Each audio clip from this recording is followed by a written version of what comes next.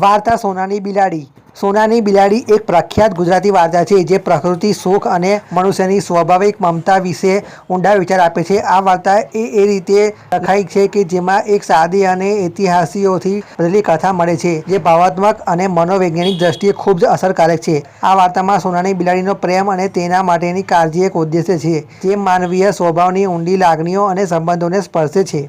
વાર્તાની શરૂઆત થઈ છે એક નાના ગામના રહેતી એક નમ્ર અને મમતા ભરેલી બાલિકા સાથે જેમને ગલીફાઈએ કિશોરાવસ્થામાં આ સોનાની બિલાડી જોઈ. આ બિલાડી એક અજીબ રીતે ઝગમગતી હતી. તેના શરીર પર એક સુવર્ણ રંગની તેજસ્વી કોન ઝળકતી હતી. આ બિલાડી બધાને આકર્ષણ કરતી હતી પરંતુ તે બાલિકા માટે વિશેષ મહત્વ ધરાવતી હતી. તે સોનાની બિલાડી સાથે એવું બોલતી કે જેમાં કોઈ રસપ્રદ અને અજોડ એવી વિશેષતા હતી. આ બિલાડી બાલિકાને પ્યારથી સંકોચતી અને એક મીઠી લાગણી દ્વારા તે બધા સંકલ્પોને મજબૂતી આપતી હતી.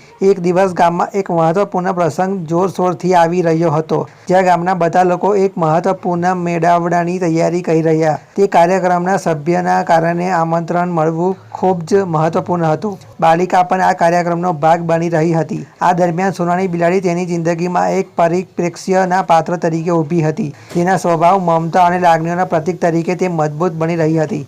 પરંતુ આ કાવ્યના દ્રષ્ટિએ એવું જણાય છે કે બાલિકા અને બિલાડીનો આ સંબંધ મિશ્રિત સંજોગો અને સંઘર્ષો વચ્ચે છે. જ્યારે બાલિકા માટે આ સોનાની બિલાડી તેના જીવનની એક મીઠી સ્નેહભરી મેમરી રહી છે, ત્યારે તે સોનાની બિલાડી માટે મમતા અને બિનશરત પ્રેમનું પ્રતીક બની ગઈ.